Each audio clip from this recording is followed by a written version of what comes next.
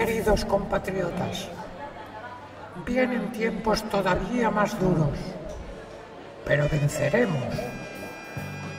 El próximo paso nos permitirá salir a la calle, pero tendremos que ir amordazados casi por completo y no mirar hacia arriba.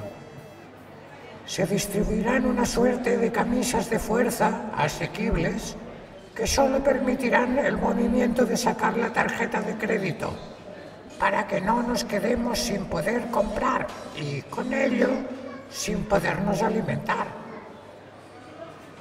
La razón de tales restricciones es que, si nos moviéramos todos por libre albedrío y miráramos hacia arriba, esto sería un desastre. La Guardia Nacional y las fuerzas del orden velarán en todo momento por el cumplimiento solidario de las directrices, avaladas todas por expertos en lo que va a pasar. Venceremos. Mantengamos la moral bien alta. Nuestro país siempre salió airoso de las más duras pruebas. Desde el gobierno pedimos a toda persona de bien que se informe solamente por fuentes oficiales, que no coteje, que no piense por sí sola. Esto es muy peligroso. Es más, un ciudadano de bien debiera denunciar a quien vea que piensa por sí solo, comparando informaciones y accediendo a canales no oficiales. En cuanto a los mayores y a los más chicos, dejemos que sigan su curso.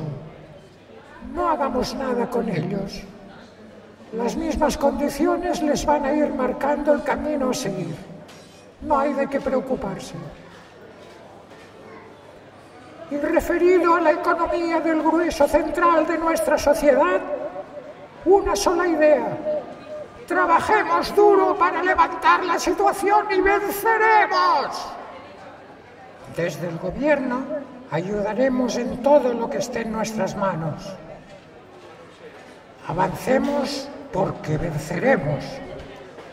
Es la hora de la unidad y de obedecer a una sola voz de mando centralizado.